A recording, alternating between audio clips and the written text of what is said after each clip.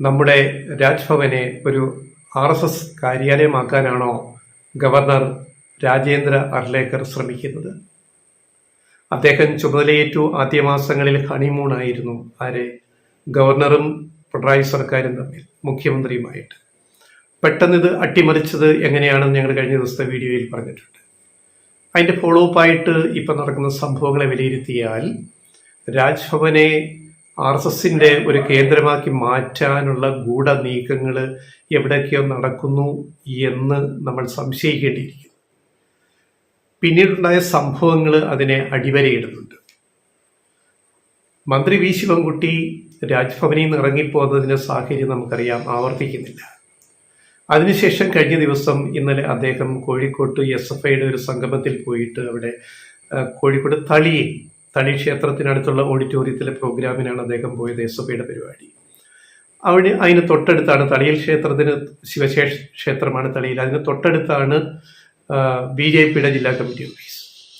അപ്പോൾ സ്വാഭാവികമായിട്ടും സംഘർഷാവസ്ഥയുണ്ട്. ഒന്ന്, ഇപ്പോഴുള്ള ഈ വിഷയങ്ങൾ, മന്ത്രി വി ശിവൻകുട്ടിയുടെ നിലപാട്, പാഠ്യപദ്ധതി പരിഷ്കരിച്ചിട്ട് ഗവർണറുടെ അധികാരങ്ങൾ എന്താണെന്നൊക്കെ അതിൽ പഠിപ്പിക്കേണ്ടി വരും, ഹയർ സെക്കൻഡറി തലത്തിൽ, ഹൈസ്കൂൾ തലത്തിൽ എന്നൊക്കെ പറഞ്ഞതുകൊണ്ട് തന്നെ ഒരു പ്രകോപനം സംഘപരിവാർ കേന്ദ്രങ്ങളിൽ നിന്നുണ്ടാകുമെന്ന് പ്രതീക്ഷിച്ചുകൊണ്ട് തന്നെ പോലീസ് മുൻകരുതലെടുത്തിരുന്നു. തളിയിലെ പോലീസിനെ വിന്യസിച്ചിരുന്നു, പോലീസ് മേധാവികൾ. അപ്പം അങ്ങനെ അവിടെ ചെന്നപ്പോൾ സംഘർഷമുണ്ടായി. BJP ഓഫീസിൽ നിന്ന് ചില BJPക്കാർ പുറത്തു വന്നു. അവിടെ SFIയുടെ പരിപാടിയാണല്ലോ, SFIക്കാരവിടെ ഉണ്ടാവുമല്ലോ, SFIയുടെ ചെറുകൾക്കുള്ള ചെറുപ്പക്കാരവിടെ ഉണ്ടാവുമല്ലോ, വിദ്യാർത്ഥികൾ. അപ്പോൾ അവിടെ ചെറിയൊരു സംഘർഷം ഉടലെടുത്തു. അതവസാനം അടിപിടിയിൽ കലാശിച്ചു, പോലീസ് ഇടപെട്ടു. അപ്പോൾ BJP ജില്ലാ കമ്മിറ്റി ഓഫീസിൽ നിന്ന് നേതാക്കൾ പറയുന്നത്, ഞങ്ങൾ വെറുതെ ഒരു ചായ കുടിക്കാൻ തളി ക്ഷേത്രത്തിന് അവിടുത്തെ തട്ടുകടയിലേക്ക് പോയതാണ്, അപ്പം ഞങ്ങൾ കയറി ആക്രമിച്ചു, പോലീസ് ഞങ്ങളെ പിടിച്ചു നിർത്തി കൊടുത്തിട്ട് SFIക്കാർ നമ്മളെ തല്ലി. എന്താണ്, ചായ കുടിക്കാനൊന്ന് പോയതാണ് അത്ര, ഞങ്ങളൊന്നും ചെയ്തില്ല. മറ്റേ കിലുക്കം സിനിമയിലെ രേവതിയുടെ കഥാപാത്രം പറയുന്ന പോലെ ഞാനത് എറിഞ്ഞു പൊട്ടിച്ചു, മറ്റേ ചെയ്തൊന്നുമില്ല, മറ്റേ അടിച്ച് ഞാൻ അവനെ ചീത്ത വിളിച്ചു, മറ്റവൻ എന്നെ ചീത്ത വിളിച്ചു, ഞാൻ എൻ്റെ അപ്പുറത്തെ വിളിച്ചു, എല്ലാം ഞാൻ അടിച്ചു പൊട്ടിച്ചു, ഞാനിതൊന്നും ചെയ്തിട്ടില്ല എന്ന് മോഹൻലാലിൻ്റെ ജോജിയോട് രേവതിയുടെ കഥാപാത്രം പറയുന്ന ആ ഡയലോഗാണ് പെട്ടെന്ന് ഓർമ്മ വരുന്നത്. ഞങ്ങളൊന്നും ചെയ്തില്ല, ഞങ്ങൾ SFI സമ്മേളനം അവിടെ നടക്കിട്ട് അവർ നിയമപരമായിട്ട് നടത്തുന്നു, അവിടെ ഓഡിറ്റോറിയത്തിൽ മന്ത്രി ശിവൻകുട്ടി വരുന്നു, ഞങ്ങളുടെ ഓഫീസിൽ നിന്ന് ചായ കുടിക്കാൻ തട്ടുകടയിൽ പോയപ്പോൾ ഞങ്ങളെ പിടിച്ചു തല്ലി. എങ്ങനെയുണ്ട്? ഈ നാടകമൊന്നും കേരളത്തിൽ വിൽക്കപ്പെടില്ല സംഘികളെ എന്ന് ആദ്യം മനസ്സിലാക്കുക. അപ്പോൾ ശിവൻകുട്ടിയുടെ പ്രോഗ്രാമിൽ സംഘർഷാവസ്ഥ ഉണ്ടാക്കണമായിരുന്നു, അതൊരു വാർത്തയാക്കണമായിരുന്നു, ചർച്ചയാക്കണമായിരുന്നു, നാടുനീളെ ഒരു പ്രക്ഷോഭങ്ങൾ സംഘടിപ്പിക്കണമായിരുന്നു, നാടുനീളെ പ്രക്ഷോഭങ്ങൾ. അതിൻ്റെ നാടകമാണ് തളിയിൽ കളിച്ചത് എന്നുള്ളത് കാണുന്നവർക്ക് മനസ്സിലാവും. അല്ലാതെ പോലീസ് ഞങ്ങളെ പിടിച്ച് SFIക്ക് ഇതെല്ലാം കൊടുത്തെങ്കിൽ, അങ്ങനെയൊക്കെ പറയുന്നെങ്കിൽ കിട്ടിയത് വാങ്ങിച്ച് പോക്കറ്റിൽ ഇട്ടുകൊണ്ട് പോവുക, കിട്ടിയത് വാങ്ങി പോക്കറ്റിൽ ഇട്ടുകൊണ്ട് പോവുക, അത്രേ പറയാനുള്ളൂ. നന്നായിട്ട് അടി കിട്ടിയല്ലോ തളിയിൽ. തളി എന്ന് പറയുന്നത് കോഴിക്കോട്ട് നഗരത്തിലെ ഒരു BJP RSS കേന്ദ്രം കൂടിയാണ് തളിയിൽ എന്നുള്ളത് എനിക്കറിയാം. ഞാൻ 10 കൊല്ലം കോഴിക്കോട്ട് വർക്ക് ചെയ്ത ഒരു മാധ്യമ പ്രവർത്തകനാണ്, കോഴിക്കോട്ട് പ്രവർത്തിച്ച മാധ്യമ പ്രവർത്തകനാണ്. അതുകൊണ്ട് എനിക്കറിയാം തളി എന്താണെന്ന്, തളിയിലെ കളികൾ എന്താണെന്നൊക്കെ എനിക്കറിയാം. അതുകൊണ്ടാണ് വളരെ ആധികാരികമായിട്ട് പറയുന്നത്, തളി BJPയുടെ RSSന്റെ ഒരു പോക്കറ്റ് അവിടെയുണ്ട്. അവിടെ തളി ഓഡിറ്റോറിയത്തിലായിരുന്നു ശിവൻകുട്ടിയുടെ SFI പരിപാടി. അപ്പോൾ സ്വാഭാവികമായിട്ടും ഞങ്ങളുടെ പാളയത്തിൽ വന്ന് ഞങ്ങളെ ചൊറിയാൻ വരുന്നോ എന്നൊക്കെ തോന്നാമല്ലോ സംഘികൾക്ക്. അപ്പോൾ ചായ കുടിക്കാൻ പോയി എന്നൊക്കെ പറഞ്ഞൊരു കഥയുണ്ടാക്കുന്ന വളരെ എളുപ്പമാണ്. പക്ഷെ കിട്ടിയ അടി വാങ്ങി പോക്കറ്റിലിട്ട് പോയല്ലോ, അത്ര തന്നെ. ഇനി പ്രതിഷേധം, തിരുവനന്തപുരത്ത് 2-3 സംഘർഷം ഉണ്ടായി, അടിപിടി ബഹളം. അടുത്തത്, പിന്നെ കഴിഞ്ഞ ദിവസം തൃശ്ശൂർ മാളയിൽ ഒരു NSS സ്കൂളിൽ ഭാരതാംബയുടെ ചിത്രം വെച്ച്, രാജ്ഭവനിൽ വെച്ച അതേ ചിത്രം, ആ വേദിയിൽ NSS കരയോഗം അംഗങ്ങൾ തന്നെ ബഹളം ഉണ്ടാക്കി. ഈ ചിത്രം വെച്ചതിന് എങ്ങനെയുണ്ട്? ഈ BJPയുടെ RSSന്റെ സംഘപരിവാർ വിചാരം NSS മുഴുവൻ അടപടലം, NSSലെ നായന്മാരെല്ലാം അടപടലം BJP RSS ആണെന്നാണ് ഇവരുടെ വിചാരം. അതിന് കിട്ടിയ ചുട്ട മറുപടിയാണ് ഇപ്പൊ പി ശിവൻകുട്ടിയുടെ പ്രശ്നമായിട്ട് ബന്ധപ്പെട്ട് തന്നെ കിട്ടിയ മറുപടിയാണ്. മാളയിലെ NSS കരയോഗം പരിപാടിയില് RSSന്റെ ഭാരവാഹി നേതാവ് പ്രസംഗിക്കാൻ വന്നു. അവിടെ ഭാരതാംബയുടെ ചിത്രം വെച്ചുകൊണ്ട് RSSന്റെ ലോക്കൽ പ്രാദേശിക നേതാവ് പ്രസംഗിക്കുകയാണ്. അപ്പൊ തന്നെ നായർ സമുദായത്തിലെ ചില ചെറുപ്പക്കാരും അല്ലാത്തവരും പ്രായമായവരും ചാടി എഴുന്നേറ്റു. ഈ ചിത്രം ഇവിടെ വെക്കാൻ പാടില്ല, ഇവിടെ ഭാരതാംബയുടെ ചിത്രം എന്തിനാ വെക്കുന്നത്, ഇവിടെ NSSന്റെ ചിത്രങ്ങൾ മതി. പ്രസംഗിക്കുന്ന RSSന്റെ നേതാവിനോട് പറഞ്ഞ് പ്രസംഗം നിർത്തി ഇറങ്ങി പോകാൻ പറഞ്ഞു. അപ്പൊ പോലീസ് ഇടപെട്ടു. ആ വീഡിയോ ദൃശ്യങ്ങൾ നോക്കിയാൽ മനസ്സിലാവും, യൂട്യൂബിലുണ്ട്.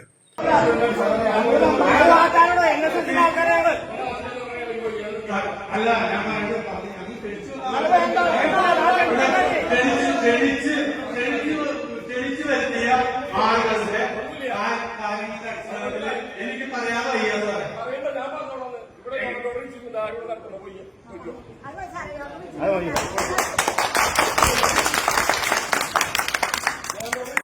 പോലീസ് ഇടപെട്ട് പറഞ്ഞു പ്രസംഗിക്കാൻ ക്ഷണിച്ചോണ്ട് വന്ന ആൾ പ്രസംഗിച്ചിട്ട് പോകട്ടെ.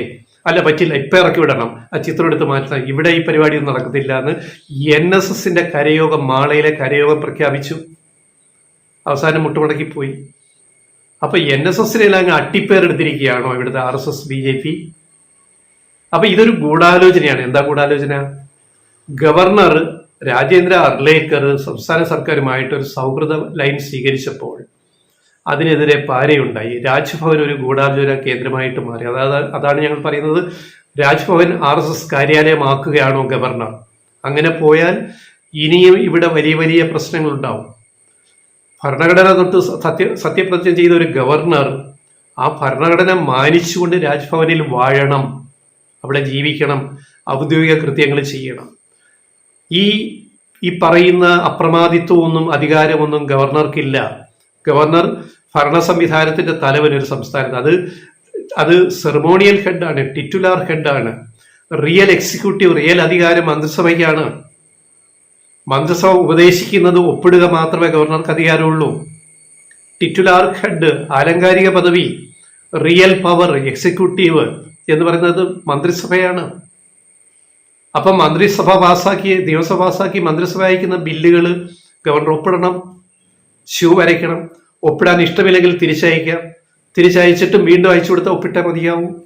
ഇനി ഭരണഘടനാ പ്രശ്നമുണ്ടെങ്കിൽ കേന്ദ്ര സംസ്ഥാന ബന്ധം പരാമർശിക്കുന്ന ബില്ലാണെങ്കിൽ രാഷ്ട്രപതിക്ക് അയക്കാം. അതിനുമേൽ കയറി അടയിരിക്കാൻ പാടില്ല.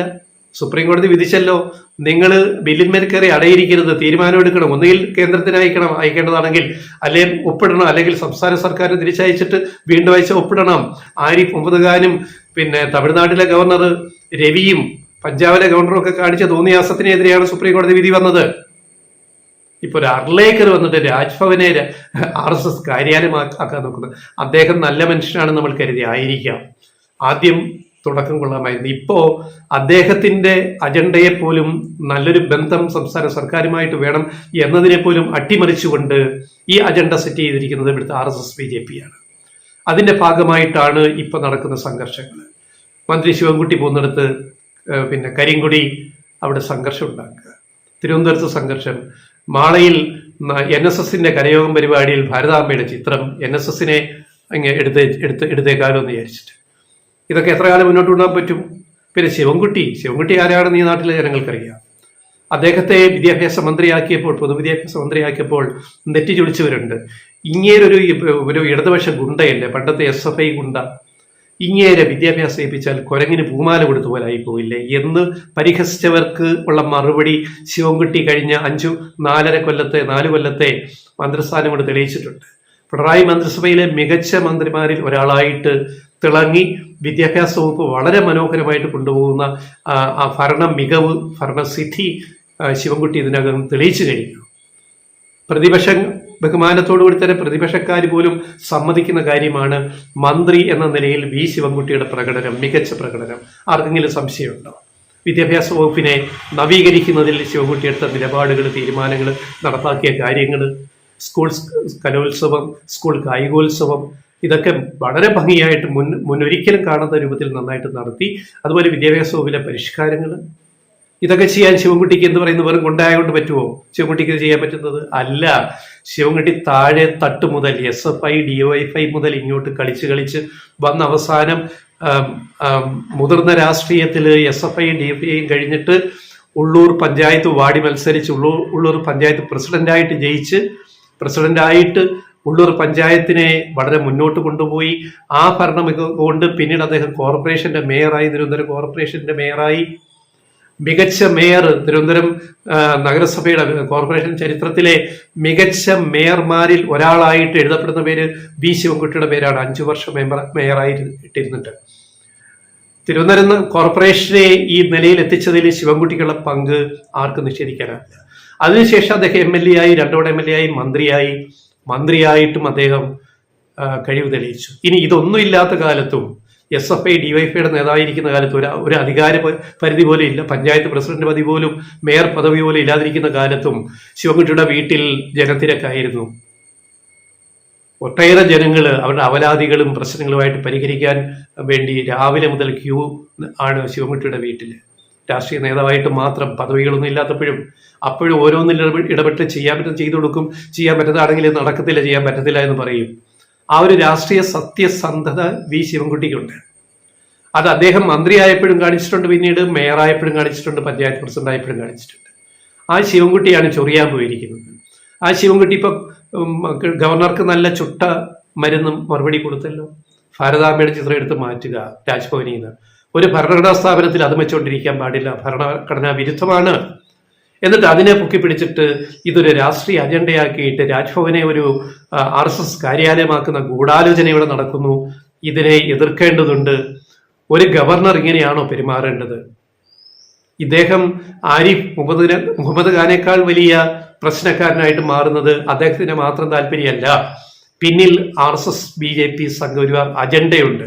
ആ അജണ്ടയെ തിരിച്ചറിഞ്ഞിട്ട് കേരളത്തിലെ ജനങ്ങൾ അതിനെ പ്രതിരോധിക്കേണ്ടി വരുന്നു. അതാണ് NSS കരയോഗത്തിൽ മാളയിൽ കണ്ടത്. ഇനി പല NSS കരയോഗങ്ങളിലും ചെറുപ്പക്കാര് ഇതിനെ അംഗീകരിക്കാൻ കഴിയാത്തവർ ചോദ്യം ചെയ്യുമ്പോൾ എന്ത് ചെയ്യും? RSS BJP സംഘപരിവാർ എന്ത് ചെയ്യാൻ പറ്റും? എല്ലാം നിങ്ങളുടെ അട്ടിപ്പേറായിട്ട് കിടക്കുമെന്നൊന്നും വിചാരിക്കരുത്. കേരളം നിങ്ങൾ വിചാരിക്കുന്ന കേരളമല്ല. നിങ്ങൾ UP-യിലും ബീഹാറിലും അല്ലെ ഹരിയാനയിലും അവിടെ ഇവിടെയും കളിക്കുന്ന BJP രാഷ്ട്രീയം ഉണ്ടല്ലോ, ആ രാഷ്ട്രീയം ഇവിടെ ചെലവാകത്തില്ല. അതിനിനിയും ഒരു ജന്മം കൂടി ജനിക്കണം. ഇതൊക്കെ പറയേണ്ടി വരുന്നത് ഇതൊരു നിർണായക ഘട്ടമാണ്. ഒരു ഗവർണർ അദ്ദേഹത്തിന്റെ ഉത്തരവാദിത്വം പാലിക്കുക. ഞങ്ങൾക്ക് അദ്ദേഹത്തോട് പറയാനുള്ളത്, എല്ലാ ബഹുമാനം വെച്ചുകൊണ്ട് നിങ്ങൾ രാജ്ഭവനെ വെറും RSS കാര്യാലയമാക്കരുത്. നിങ്ങൾ ഇന്ത്യൻ ഭരണഘടന തൊട്ട് സത്യപ്രതിജ്ഞ ചെയ്ത ഒരാളാണ് ഗവർണർ. അതിനെ മാനിക്കണമെന്ന് മാത്രം പറഞ്ഞുകൊണ്ട് ഞങ്ങൾ ഈ വീഡിയോ ഇപ്പോൾ അവസാനിപ്പിക്കും.